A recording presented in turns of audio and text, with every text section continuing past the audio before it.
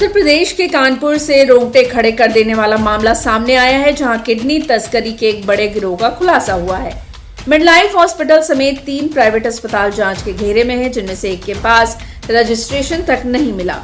Police को मिली गुप्त सूचना के बाद छापेमारी में कई चौंकाने वाले खुलासे हुए। सबसे चौंकाने वाली बात यह है कि जिन अस्पतालों के नाम सामने आए हैं, वहां छोटे ऑपरेशन की भी सुविधा नहीं है, फिर भी बाहर से सर्जन बुलाकर किडनी ट्रांसप्लांट किए जा रहे हैं। मामला कानपुर के कल्याणपुर रावतपुर क्षेत्र का है। बिना रजिस्ट्रेशन के अस्पताल में चल रहा था अवैध ट्रांसप्लांट।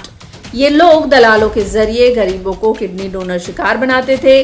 फर्जी रिश्तेदार दिखाकर किडनी ट्रांसप्लांट ऑपरेशन किया जाता था। बाहर से सर्जन बुलाकर गुपचुप तरीके से ऑपरेशन होते थे। मामले में 50 से ज्यादा अस्पताल रडार पर है, जिनकी जांच की जा रही है। कार्रवाई के दौरान कल्याणपुर रावतपुर क्षेत्र से कुल 6 अभियुक्तों को गिरफ्तार किया गया है, जिनमें 4 अस्पताल संचालक शामिल हैं। वहीं 4 अन्य डॉक्टरों की गिरफ्तारी के लिए पुलिस लगातार दबिश दे रही है। कानपुर पुलिस और कानपुर मेडिकल डिपार्टमेंट द्वारा अब तक संयुक्त रेड में 6 लोगों को हम लोगों ने अरेस्ट करा है, जो मानव के अंगों का जो है ट्रांसप्लांट कराते थे अवैध ढंग से। उन लोगों को पकड़ा है। यहाँ पर हॉस्पिटल के मालिक, जिनके यहाँ पर ये ट्रांसप्लांट कराया गया था, वो आहूजा हॉस्पिटल है। उनके जो ओनर और डॉक्टर दोनों को पकड़ा जा चुका है। जो किंग पिन था वहाँ पर शिवम अग्रवाल, उसको पकड़ा जा चुका है।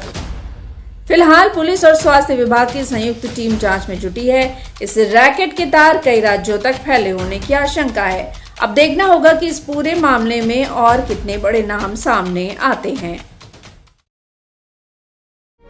अब सुशासन और आध्यात्मिक पर्यटन के क्षेत्र में एक नई साझेदारी आकार ले रही है, क्योंकि मध्य प्रदेश और उत्तर प्रदेश मिलकर विकास का नया मॉडल तैयार करने जा रहे हैं। दरअसल मध्य प्रदेश के मुख्यमंत्री डॉक्टर मोहन यादव के वाराणसी दौरे ने इस दिशा में एक बड़ा संदेश दिया है, जहां उन्होंने काशी विश्वनाथ धाम में दर्शन पूजन कर प्रदेश की खुशहाली की कामना की और गंगा घाट पर मां गंगा का आशीर्वाद दिया। यही नहीं, उन्होंने काशी विश्वनाथ कॉरिडोर का गहन अध्ययन करते हुए यहाँ की भीड़ प्रबंधन, दर्शन व्यवस्था और मोबाइल ऐप आधारित टोकन सिस्टम को करीब से समझा, जिसे उन्होंने धार्मिक पर्यटन प्रबंधन का एक उत्कृष्ट मॉडल बताया और कहा कि इसे उज्जैन में होने वाले सिंहस्थ 2028 में लागू किया जाएगा। ये कदम इस ओर इशारा करता है कि अब मध्य प्रदेश और उत्तर प्रदेश मिलकर धार्मिक स्थलों को केवल पूजा स्थल से कहीं अधिक बना रहे हैं। आइए देखते हैं MP-UP सहयोग से सुशासन और धार्मिक पर्यटन को कैसे नई दिशा मिल रही है।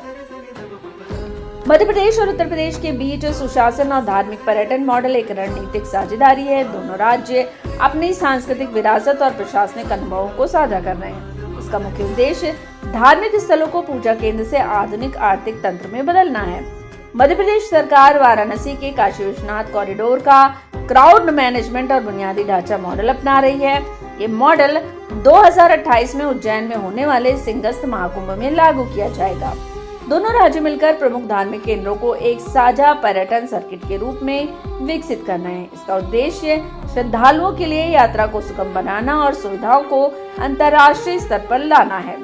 एक जिला एक उत्पाद और GI टैग वाले स्थानीय उत्पादों के लिए साझा बाजार और निर्यात रास्ते तैयार किए जा रहे हैं। 31 मार्च 2026 को वाराणसी में आयोजित MP-UP सहयोग सम्मेलन इस मॉडल की आधिकारिक शुरुआत है। में माननीय प्रधानमंत्री के आशीर्वाद से अलग अलग राज्य अपने अपने ढंग से अपनी गुड गवर्नेंस की परस्पर साझा संस्कृति को विकसित कर रहे हैं। सम्मेलन में प्रदेश सरकार के कैबिनेट मंत्री नंद गोपाल गुप्ता नंदी और राकेश सचान भी उपस्थित रहे। वहीं वाराणसी में आयोजित MP-UP सहयोग सम्मेलन 2026 ने इस साझेदारी को और मजबूत किया, जहां निवेश, कौशल विकास और हस्तशिल्प को लेकर कई अहम समझौते हुए। माना जा रहा है कि ये साझेदारी न सिर्फ आर्थिक विकास को रफ्तार देगी, बल्कि सांस्कृतिक समन्वय को भी नई पहचान देगी, क्योंकि जब 2 राज्य साथ आते हैं तो विकास की रफ्तार अपने आप तेज हो जाती है।